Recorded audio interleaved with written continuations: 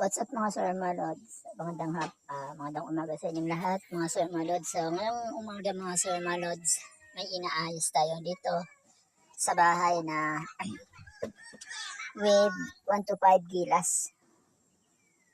Wave 1 to 5 gilas. Doon yung mga playlist niya mga sir mga lods. So, yung ganyang head. Yan. So yung problema natin mga sir mga lods, bali wiring ko to. Maayusin yung wiring. Kasi laging nasusunugan ng CDI kahit yung tapos then nag-overcharge din yung charging system niya. So yung mga ganitong issue mga sir mga lods, hindi na to bagong issue. So may mga video na din dyan dito sa YouTube or kung sa mga TikTok kanya.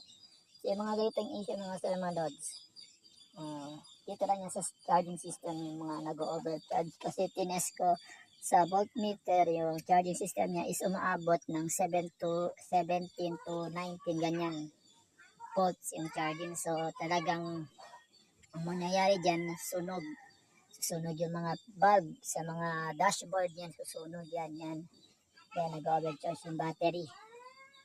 So bali ganun lang gagawin mga sir mga lods. So, yun lang yung video na to mga lods.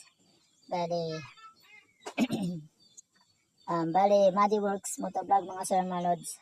So, bali gagawa ko ng bagong account kasi yung account ko na Madiworks Motovlog is hindi ko na mabuksan kasi bali nag-login ako sa ibang cellphone. So, alam ko naman yung password ng account na yun kaso humihingi si Google ng verification code. So, since yung number di ko na nagagamit, sira na. Then, yung verification code din na ginamit ko, ang Gmail is hindi mismong Gmail ng accounts ko sa YouTube. So, hindi ko siya mabuksan. So, tinatry ko pa siya i-recover ulit kung kaya pa ba. So, sayang kasi yun mga sir mga lods eh. Kasi monetize na tayo doon at saka nagkasweldo na rin tayo doon. Kaya gusto ko siya mabuksan ulit. Sana may makatulong sa atin na mabuksan ulit yung account na yun. So, bali, ito yung bago kong YouTube channel mga sir mga lods. So, pasubscribe na lang sa mga dati kong subscribers.